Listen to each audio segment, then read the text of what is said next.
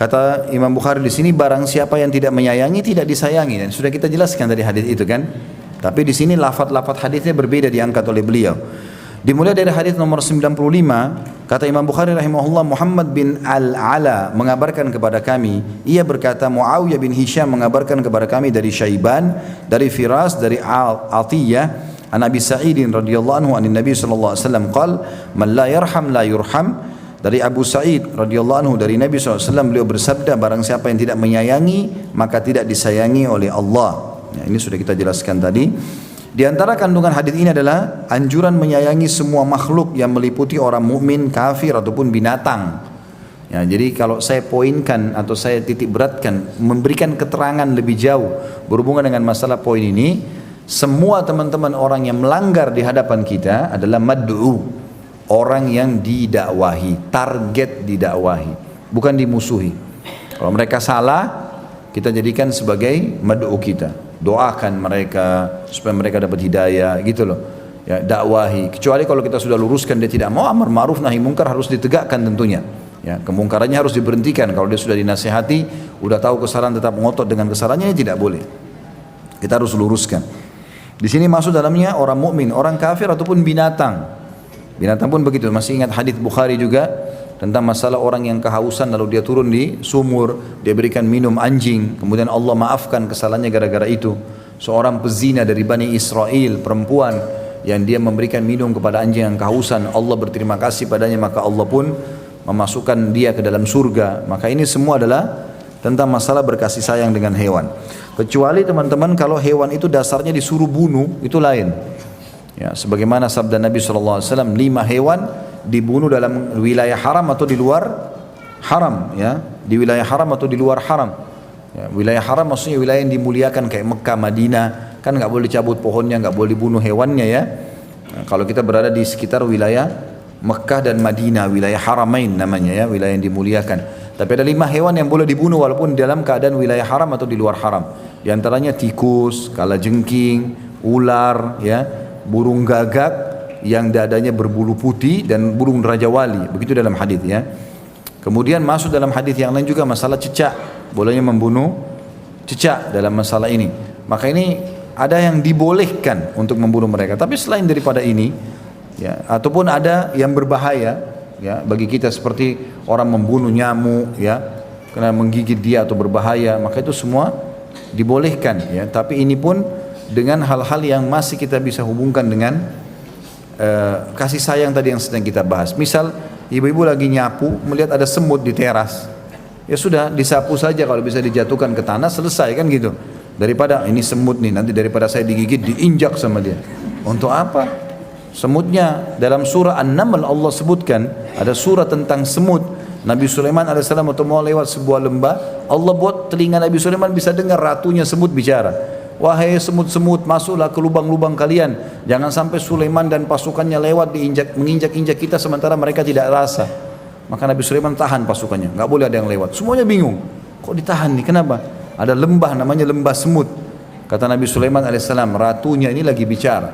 Dia mau suruh anggotanya semua masuk ke lubang, biarkan mereka masuk baru kita lewat. Gitu ya. Jadi ada bentuk kasih sayang pada hewan itu, kecuali darurat sekali. Pada dalam hadis Bukhari juga pernah seorang nabi ditegur oleh Allah Subhanahu Wa Taala. Dia tidur di bawah sebuah pohon, digigit oleh seekor semut. Semut gigit dia.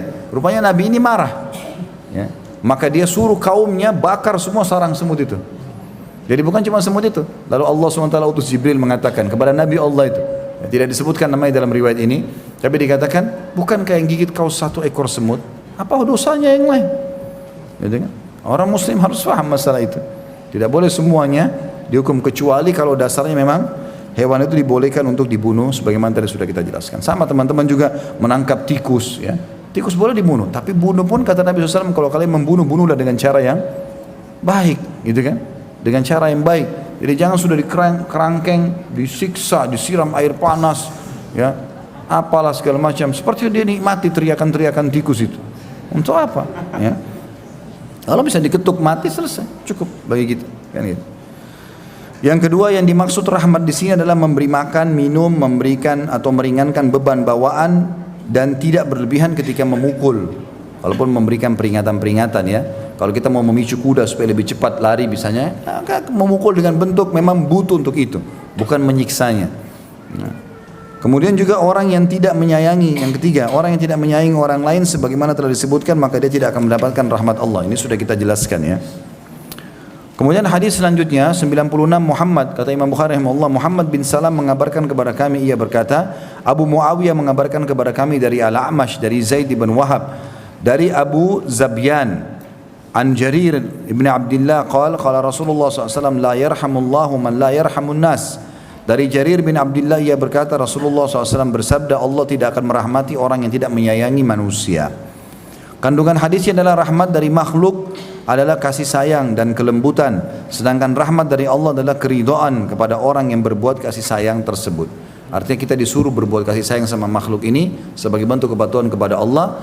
Sebagai balasannya Allah pun berkasih sayang pada orang tadi.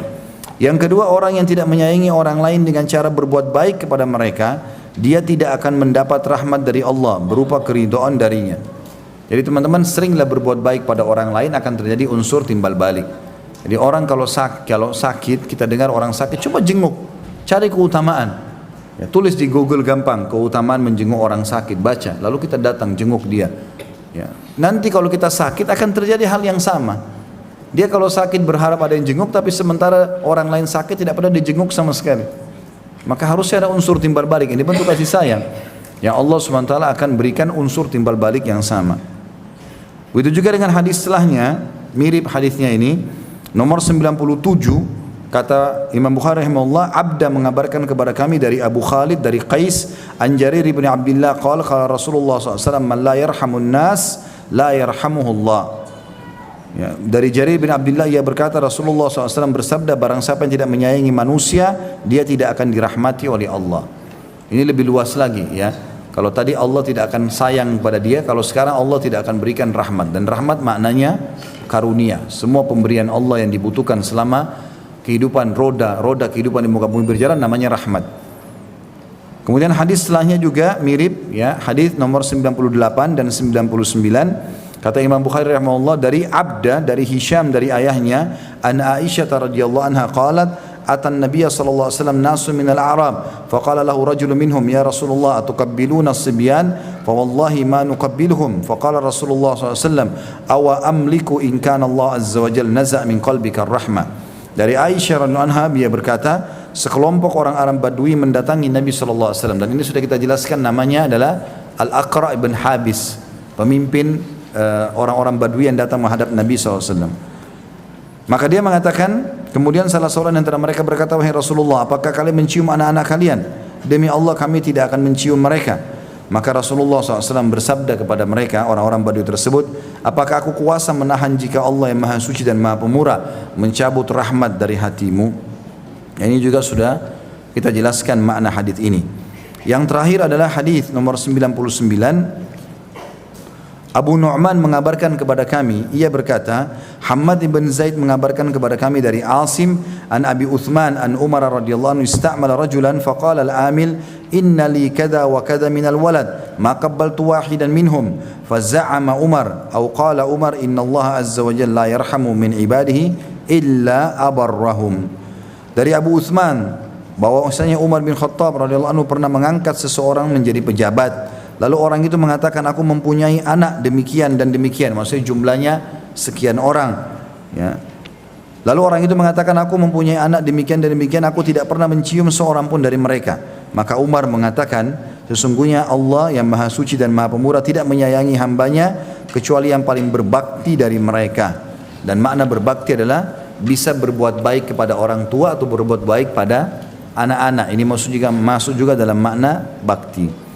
Kandungan hadisnya ini sebagai penutup dari ucapan Umar radhiyallahu anhu, ini difahami bahwa orang yang paling baik dalam menunaikan hak-hak manusia dan hak-haknya Allah adalah orang yang paling dekat mendapat rahmat dari Allah. Ucapan Umar ini diambil dari firman Allah dan sabda Rasulullah SAW seputar balasan kebaikan terhadap sesama. Artinya Umar bin Khattab menekankan, kalau kau tidak lakukan itu, tidak pernah cium anakmu, tidak pernah berkasih sayang sama mereka, maka saya tidak melihat kecuali rahmat Allah telah diambil atau diangkat dari mereka atau dari hatimu. Ataupun makna lainnya adalah Allah tidak akan memberikan balasan kecuali kepada orang-orang yang justru berbuat baik sehingga dibalas dengan kebaikan juga oleh Allah Subhanahu wa taala.